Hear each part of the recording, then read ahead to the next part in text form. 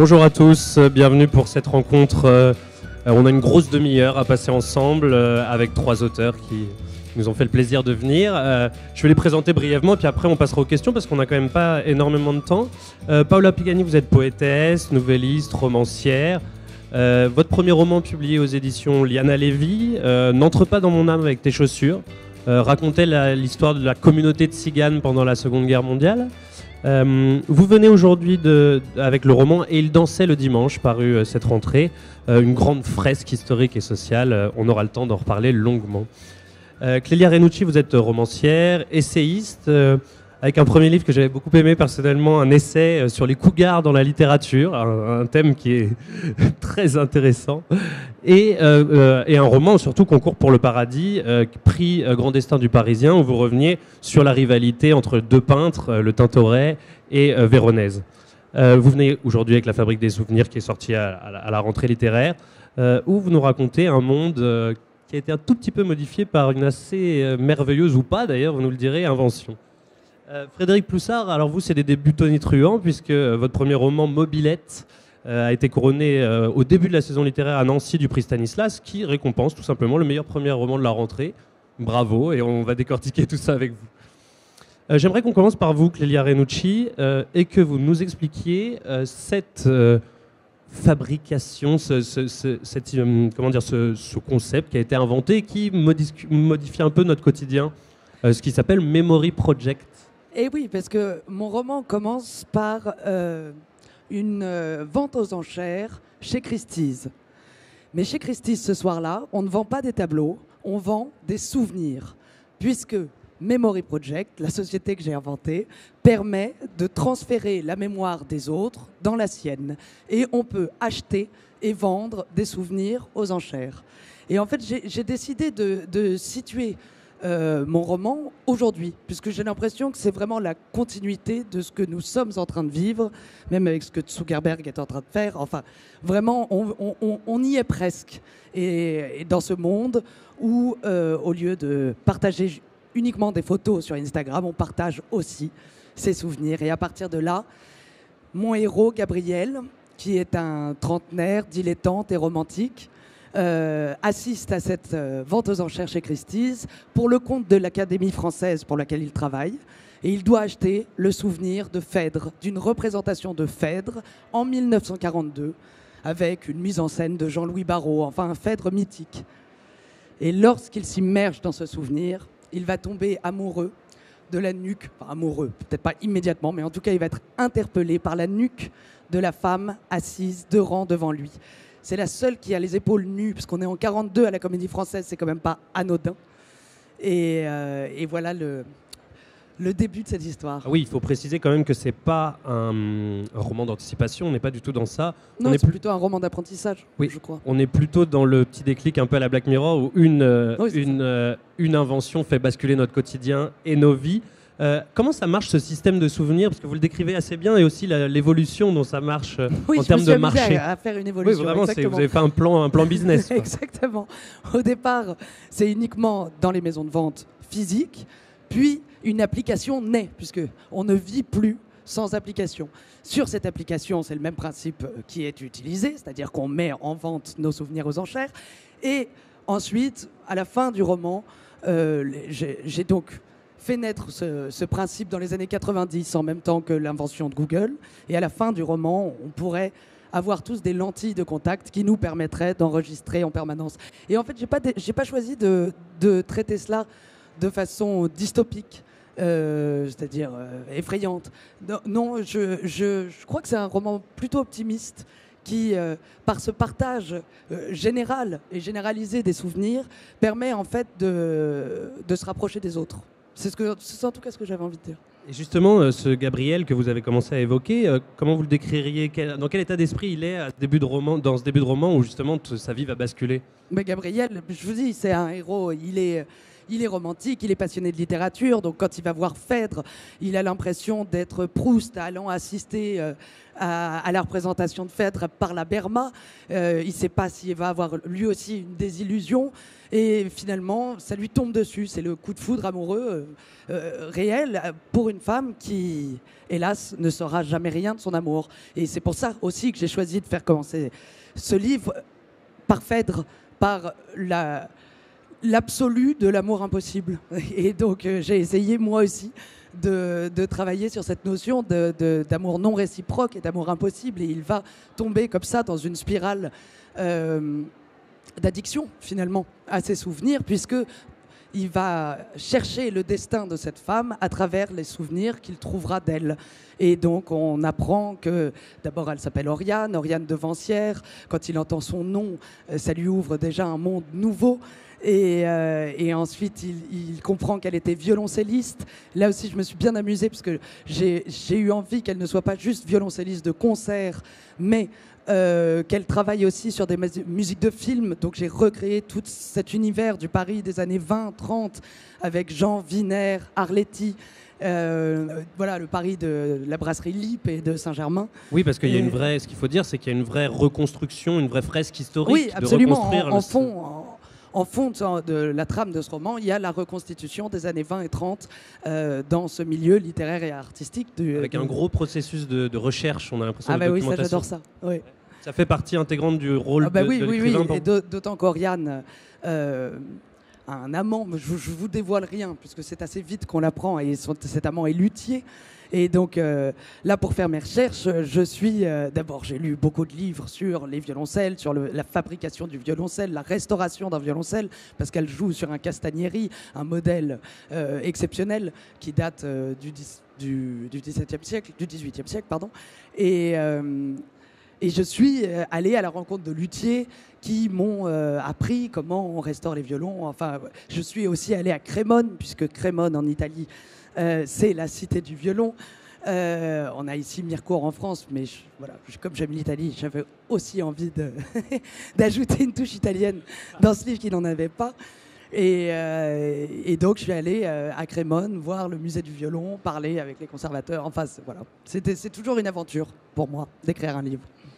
Voici Paola Pigani, c'est une grande fresque historique. Ça nous replonge à une époque donnée, à un moment fort politique, social. Peut-être que vous pouvez commencer par nous présenter. Alors, je pense qu'on dit Sonja, comme elle est hongroise, ou Sonia. Sonja, oui, m'a accompagnée pendant tout le temps de l'écriture avec cette cette prononciation. Mais on dit plutôt Sonia. Présentez-la nous alors. Qui est-elle ? Alors là, on est dans un autre romantisme. Hein. C'est la vie d'une jeune ouvrière qui découvre à la fois l'usine et la cité ouvrière qui va l'accueillir. Elle arrive de Hongrie et elle va... Voilà, c'est un petit peu le grand bain dans un univers dont elle ignore tout. Et on va la suivre dans la découverte du travail de la viscose, donc la soie artificielle, le textile artificiel, dont c'est le grand boom dans les années 30. On va la suivre aussi dans tous ses apprentissages. On va assister à sa longue naissance de femme, au contact des ouvriers, au contact des hommes, au contact de ses camarades femmes aussi, et dans une cité très très cosmopolite qui était composée vraiment d'un grand nombre d'Italiens, d'Arméniens, de Polonais, ce qui constitue la main-d'œuvre de ces années-là dans les usines de textile à Lyon, dans l'Est lyonnais, pardon. Oui, parce que c'est aussi l'histoire d'une forme de première vague d'immigration, vous l'avez dit, d'Europe de l'Est, d'Italie aussi, des gens qui sont venus pour l'industrialisation et pour fournir de la main-d'œuvre. Comment vous avez procédé pour raconter tout ça? Et dans la documentation, vous avez dû, je suppose, puisque le livre fourmille quand même de détails assez précis, vous avez dû vous aussi mener un bon travail d'enquête. Oui, en fait, j'ai découvert les procédés de fabrication de la viscose, les luttes ouvrières, le quotidien dans l'usine, avec mon personnage. J'ai ancré d'abord mes personnages dans l'époque, dans une usine qui a réellement existé, que j'ai pu visiter, enfin ce qu'il en reste, complètement vidé de ses machines. Et j'ai reconstitué à partir d'odeurs qu'il en restait, de poussière, de fonte, de rouille. J'ai repeuplé tout cet univers.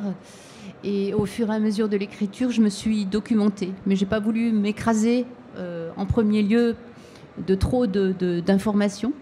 Et ensuite, en lisant la presse de l'époque, voilà, j'ai compris la densité aussi, comment dire, à la fois humaine et politique de ces années-là, avec évidemment toute la naissance du fascisme autour de la région lyonnaise et en France, toutes ces luttes entre groupuscules différents, les anarchistes, les communistes.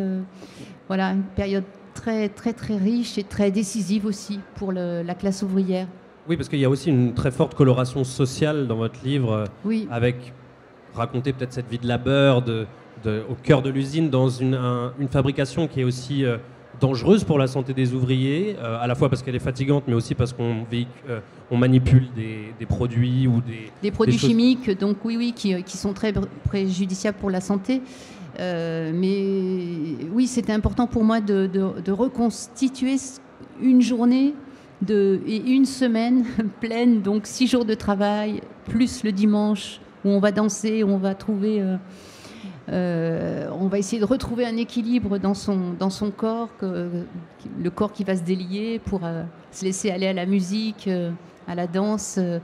Voilà, c'est vraiment à hauteur de travail, à hauteur d'ouvriers, d'ouvrières, qu'on peut appréhender l'époque, en fait. Peut-être une forme d'écho d'ailleurs avec ce qu'on vit socialement aujourd'hui. Tout à fait. Un manque, enfin pas un manque, mais une disparition de ce qui faisait aussi le sel de ces grosses usines, c'est-à-dire une solidarité sociale, voilà. Qui a peut-être aujourd'hui disparu. Solidarité sociale fondée sur cette communauté de destin et fondée aussi sur la peur. La peur de perdre son emploi, la peur d'être renvoyé du pays, la peur de revenir à zéro, et puis la peur aussi du fascisme qui gronde, qui monte en Europe avant la guerre. Frédéric Poussat, alors déjà félicitations pour le t-shirt. Hein, le symbole est beau puisque votre roman s'appelle Mobilette. On sent que c'est travaillé en tout cas. Vous aussi, c'est une fresque sociale, votre roman. On est au cœur de... Peut-être que vous aviez envie, vous me le direz d'ailleurs, de tirer le portrait à une jeunesse qui est en marge, une jeunesse qui n'a pas les codes que nous, on a eu la chance d'avoir. Oui. Vous vouliez leur donner la parole ? Oui, je voulais leur donner la parole. Je voulais les décrire d'une manière juste. Donc ces enfants qui sont placés en foyer. Donc des thèmes assez tristes. Pour me compliquer la tâche, j'ai situé mon histoire en Lorraine, donc qui était encore plus triste, et je me suis mis en demeure d'en faire un livre assez drôle, tout en essayant donc d'être juste par rapport à ces enfants, de ne pas uniquement évoquer leur violence, leur délinquance, mais aussi le fait que ce sont des enfants qui ont été placés, qui ont été retirés à des parents souvent maltraitants, parfois eux-mêmes maltraités, et que ces enfants n'apparaissent pas dans la société, et quand ils apparaissent, c'est suite à des actes de violence qui réduisent complètement l'image qu'on peut en avoir. Et vous placez de l'autre côté un peu de ça, l'éducateur, qui est aussi peut-être une personne dont il faut qu'on parle, ces gens-là qui dédient leur vie aux autres, qui ont un métier noble, harassant, que vous avez vous-même pratiqué. Vous voulez aussi mettre en valeur, en lumière ces gens ? Oui, bien sûr. Dans l'explication de la vie de ces enfants placés, l'éducateur a une place particulière. Souvent, il est le seul interlocuteur de ces gosses, interlocuteur durable, interlocuteur qui travaille avec eux sur le respect de la relation qui se construit entre l'adolescent et l'éducateur. Et je voulais effectivement que cet éducateur ait également un passé compliqué, une histoire familiale étonnante et intrigante, qui ne soit pas en tout cas lisse par rapport à des enfants cassés, et que ça puisse fonctionner en miroir. Qu'est-ce qu'il a de vous d'ailleurs, ce Dominique? Parce qu'on a l'impression de jouer un peu au jeu du chat et à la souris, à vous deux. Mais j'aime bien cette idée du jeu et du chat et la souris. Ce qu'il a de moi, peu de choses. Non, il a certaines choses de moi. Il a une assez grande taille. Donc effectivement, je voulais un personnage qui avait cette taille dont je pouvais parler, puisque moi-même, j'ai une assez grande taille et je l'ai eu assez jeune. Donc j'ai vite compris les difficultés que ça pouvait induire, tout en voyant effectivement le côté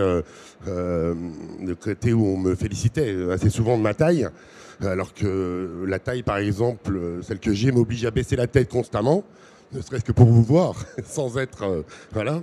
Et donc baisser la tête, déjà, c'est un concept qui m'énerve assez souvent, quoi.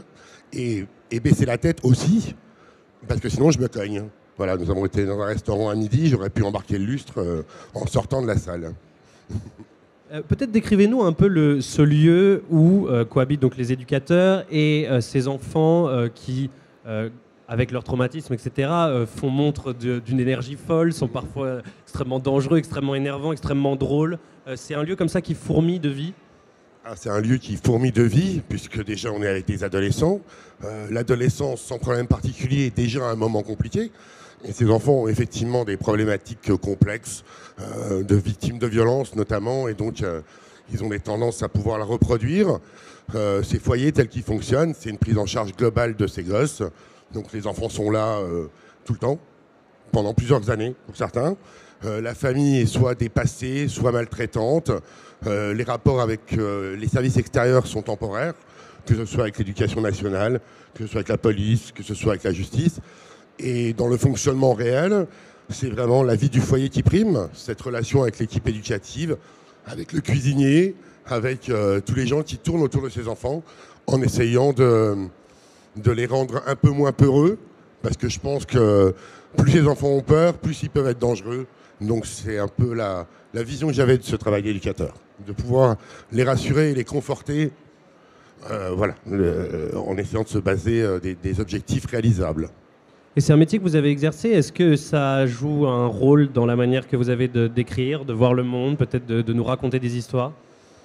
Peut-être. J'ai eu moi-même une adolescence assez rock'n'roll, turbulente. J'avais une sorte de rage et quand j'ai commencé éducateur, en tout cas, c'était ce public qui m'intéressait, ces enfants, parce que j'avais l'impression de pouvoir en tout cas comprendre un peu de leurs problématiques. Et il me semblait intéressant de pouvoir travailler avec eux en me servant de ça, de cette distance à mettre et à maintenir avec eux, quoi. Et aussi peut-être montrer une autre image que ce qu'on montre d'habitude, c'est-à-dire que de la violence, de la délinquance, essayer de sortir un peu des cases pavées qu'on utilise trop souvent. Oui, absolument. Oui. Je voulais, de toute façon, dans Mobilette, que tous les personnages aient une épaisseur, et bien évidemment que les enfants, qui sont donc un certain nombre dans Mobilette, aient chacun une épaisseur, qui puisse donner une vision de leurs problématiques, mais de leur envie aussi, de l'humour qui peut traverser ces situations, et bien évidemment de certaines scènes de violence où je ne me suis pas privé de mettre un peu de cocasserie à l'intérieur pour les rendre un peu plus plaisantes et étonnantes à lire. Et vous avez commencé à en parler, mais la Lorraine peut être à peu près conçue comme un personnage à part entière de cette... Vous êtes vous-même de la région. C'était important pour vous de situer cette histoire à cet endroit-là et d'en parler. Alors en grossissant les traits, j'ai l'impression sur certaines parties de la région et sur d'autres d'une autre manière peut-être. Oui, c'est exactement ça. Enfin, la Lorraine, dans mon roman, je pense, est un personnage que j'ai travaillé, qui a pris une forme plus importante que je l'imaginais au départ. Et effectivement, je ne voyais pas mon roman ailleurs. La Lorraine est la région de mon enfance. Une région que j'aime beaucoup, vraiment beaucoup, et d'autant plus depuis que j'y habite plus. Donc ça, c'est un fonctionnement humain, j'imagine. Et j'ai pu en jouer avec parce qu'il y avait déjà des données intéressantes de ce que j'en avais connu, de ce qui existait.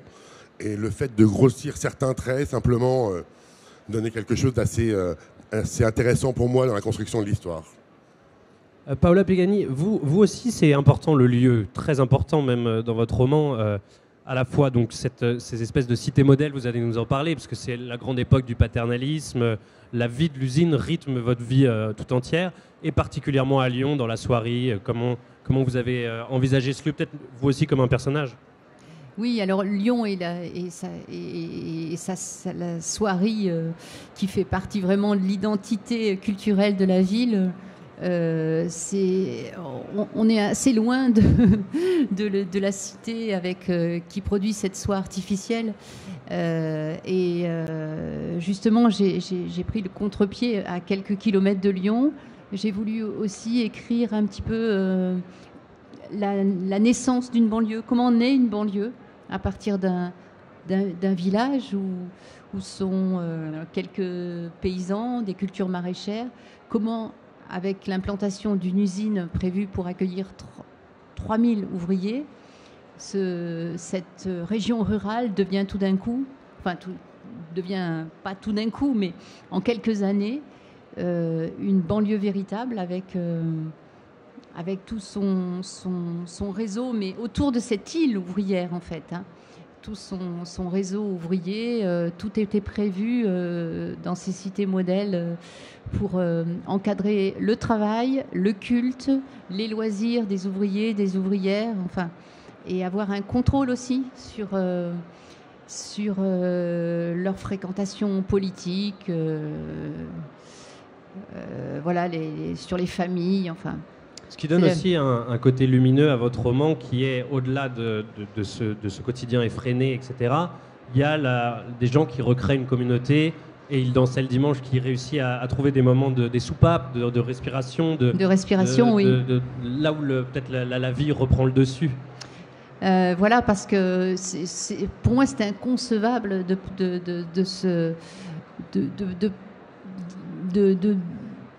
voilà, pour qu'un ouvrier ou qu'une ouvrière travaille 6 jours par semaine, 10 heures par jour, et ne pense qu'à trimer, ne pense qu'à la pointeuse, sans avoir d'autres respirations, d'autres élans.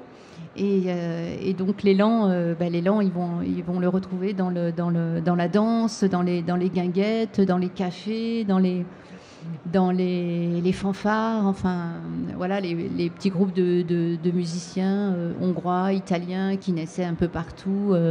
Les relations qui se nouent aussi. Les amours, les amitiés, voilà, c'est un monde très, très foisonnant finalement. On lisait beaucoup, les journaux étaient vendus à tous les coins de rue. On dansait, on chantait, enfin voilà, la vie était vaste. Clélia Renucci, après un premier roman qui était assez collé au réel, à l'histoire, à des choses vraies, on sent qu'il y a eu une sorte de besoin de partir dans la fiction pure, dans le romanesque, quelque chose d'assez entraînant. C'est comme ça que vous l'avez vu, un peu une sorte de basculement Ah oui, absolument.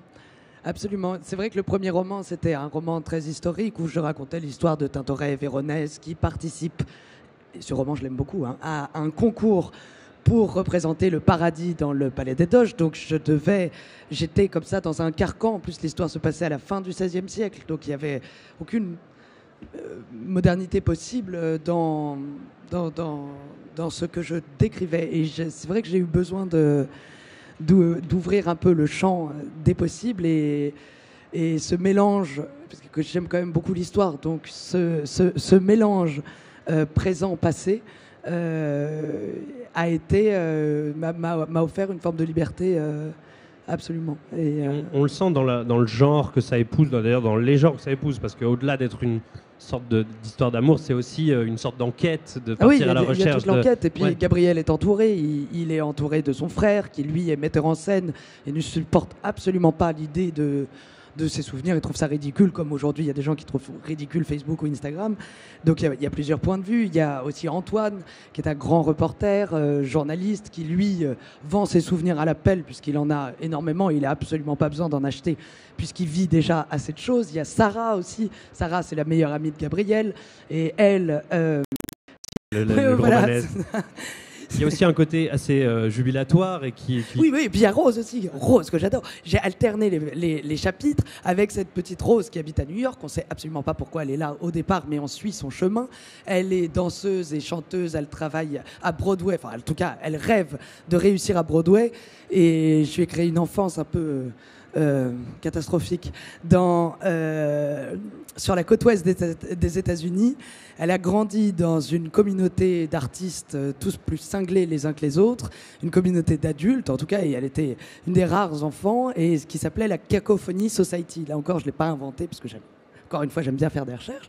Et cette Cacophony Society est à l'origine d'un festival dont on entend de plus en plus parler en septembre, qui se déroule dans le désert du Nevada et qui s'appelle Burning Man, dont le principe est de construire une immense statue en bois et à la fin du festival, on la brûle. Et en fait, ça avait commencé en 1985 sur une plage de San Francisco. Donc Rose, elle a grandi avec ces artistes de l'éphémère. Je trouvais intéressant aussi d'opposer ce caractère éphémère à la mémoire permanente qui constitue le livre, l'objet de la recherche et de l'enquête de tous les personnages.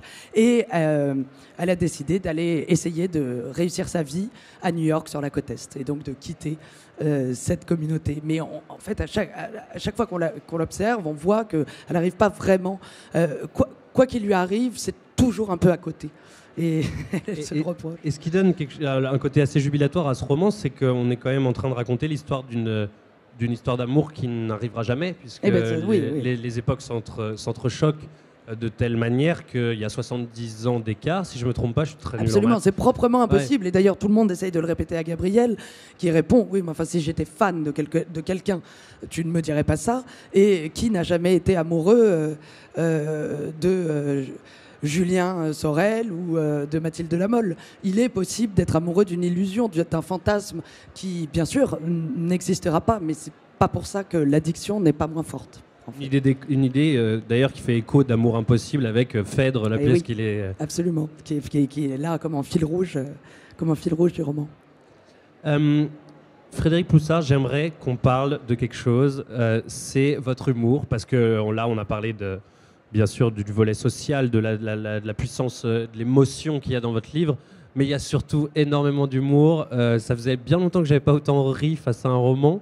Alors c'est pas un humour si c'est pas un peu potache, mais c'est surtout cruellement drôle. On sent que vous jouez constamment sur la corde du tragicomique, vous vous amusez à rire des horreurs, etc. Racontez-nous comment cet humour a été façonné et comment c'est quelque chose que vous avez en vous en fait. Oui, c'est quelque chose que j'ai en moi, je crois, qui m'a permis de me protéger de différentes choses, sans vouloir revenir à cette histoire de taille, mais au départ de cette proposition constante qui me tournait autour quand j'étais adolescent, de me dire pourquoi tu ne fais pas du basket au moins. Alors déjà, il y avait basket qui m'énervait, et puis il y avait au moins. Alors, et de là, je crois, j'ai construit cette capacité que j'ai à pouvoir me décaler un petit peu par rapport à des choses qui sont dures, à pouvoir en jouer sur une page, à chercher en tout cas à faire exploser le lecteur de rire, et la page suivante à le mettre un peu dans une situation où il se dit mais quand même c'est bien dur ce qui vivent ces enfants, ou quelle histoire de dingue. Et la page d'après, mais c'est complètement déjanté, et celle d'après, oh bon sang, comment c'est possible que ce soit aussi dur que cette histoire de foyer. Et je trouvais ça vraiment intéressant déjà pour embarquer le lecteur, parce que comme je le disais au départ, un livre comme ça sans humour, je pense pas que Héloïse m'aurait édité, la première chose, donc je serais pas là. Et des lecteurs, ça tomberait des mains, quoi. Voilà, on se dirait, mais oui, c'est vraiment l'histoire triste, grise, de bas en haut. Et moi, je voulais qu'il y ait du gris, qu'il y ait du noir, qu'il y ait du rose, du rouge et du jaune, et qu'on se marre bien, quoi. Voilà, en fermant ce bouquin. Et cette envie de perpétuellement, on dirait, désarçonner le lecteur, c'est-à-dire on se retrouve à rire et puis on tourne la page, on fait ah merde, j'ai pas rigolé de ça quand même, etc. Est-ce que vous essayez aussi d'entretenir un jeu avec votre lecteur ? Oui, alors je n'ai pas travaillé foncièrement en pensant à ça, mais effectivement, c'est des retours que j'ai de temps à autre, de gens qui me disent ah, j'ai vraiment bien ri, et sur certaines scènes, je m'en voulais un peu de rire. Mais moi, je trouve qu'il ne faut pas s'en vouloir de rire, déjà à la base. Et que, bien évidemment, ces scènes-là, comme je le disais, si elles n'étaient pas enrobées d'humour, eh ben, on n'en rirait pas, mais surtout, ça serait dur à lire. Ça serait long, ça serait pesant. Et ça passe d'ailleurs, à mon avis, par le travail de la langue. Je trouve que vous avez une manière de de passer d'une sorte de poésie qui est un peu trash, mais qui a le mérite de nous émouvoir énormément. Comment vous avez travaillé cette langue tout au long du roman ? Alors ça aussi, c'est quelque chose qui est lié à mon travail d'écrivain. Je pense que ce manuscrit n'est pas le premier que je fais, c'est le premier qui est édité. Et au fil du temps, depuis notamment 4-5 ans, je travaille vraiment sérieusement, une dizaine d'heures par jour à écrire. Et mon écriture s'est affinée. Mon écriture repose aussi sur beaucoup de relectures. Je reprends le texte, je joue avec. Et j'essaye de me faire rire moi-même déjà. Et puis effectivement, ça fait partie de moi, cette façon de voir le monde, de pouvoir avoir une langue assez châtiée, mais entrecoupée de gros mots, par exemple. J'ai toujours trouvé ça assez prenant, assez intéressant. Ça permet entre guillemets, de secouer un peu le lecteur. Paola Pigani, vous aussi, il y a une sorte de travail de la langue. On a l'impression c'est votre facette de poétesse qui a un peu surgi dans le roman. Notamment, ça m'a un peu frappé au moment d'écrire tout ce qui est la chaîne de travail, tout ce qui se passe dans l'usine. On a l'impression que d'un coup, le rythme change, se saccade, bascule. Est-ce que c'est un travail que vous faites de faire épouser la langue avec les scènes que vous racontez ? Oui, j'ai voulu vraiment essayer d'écrire comment le travail et l'usine entrent dans le corps, surtout de mon héroïne principale. Comment ce travail change sa façon d'être, sa façon de se tenir, tête basse, le corps tout endurci. Et par là même, l'écriture, elle a suivi plusieurs directions comme ça. Alors, saccadé par moments avec le descriptif du travail en lui-même, du quotidien. Et puis par moments, au contraire, tout s'écoule. Voilà, il y a la relâche, cette héroïne qui va s'adosser contre le château d'eau pour écouter les remous de l'eau à l'intérieur du château. Elle rêve, elle oublie son corps, elle oublie le travail à l'usine. Et ces va-et-vient entre des lieux un peu plus indéfinis, un peu plus indéterminés, lui permettent de penser, de respirer autrement et de reprendre souffle aussi. Et voilà. Et j'éprouve toujours le besoin d'instiller cette poésie de ces gens qui à un moment s'échappent un peu d'eux-mêmes parce que la vie est trop difficile. Et voilà, ça me permet d'entrer dans leurs pensées aussi et puis d'écrire autre chose.